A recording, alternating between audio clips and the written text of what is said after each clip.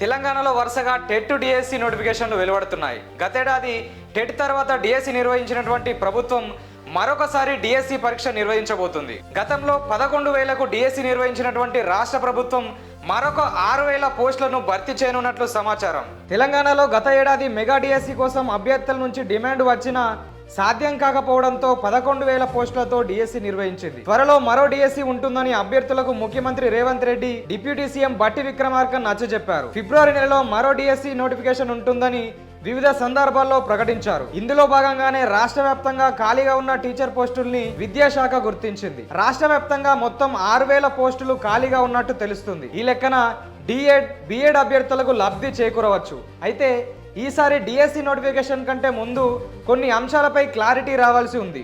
రాష్ట్రంలో టీచర్ల రెగ్యులరైజేషన్ ప్రక్రియ ఉంటుందా లేదా అనేది తేలాల్సి ఉంది. మరోవైపు ఎస్సీ రిజర్వేషన్లపై ఏర్పాటు చేసిన ఏకసభ్య కమిటీ నివేదిక వచ్చాక ఎస్సీ కోటా ఏ మేరకు కేటాయించాలనే నిర్ణయం తీసుకోవాలి.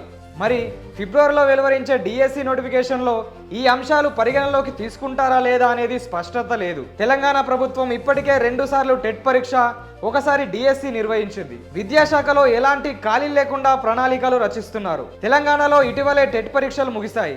ఈ నెల 2 నుంచి 20 తేదీ వరకు జరిగిన టెట్ పరీక్షలకు 2,50,000 మంది హాజరయ్యారు.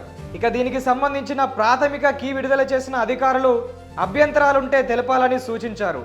త్వరలో టెట్ పరీక్ష ఫలితాలు విడుదల కానున్నాయి. ఫిబ్రవరిలో వెలువడనున్న డిఎస్సి నోటిఫికేషన్లో ఏ జిల్లాలో ఎన్ని పోస్టులు, ఏ కేటగిరీ పోస్టుల వంటి వివరాలు త్వరలో తెలుస్తాయి.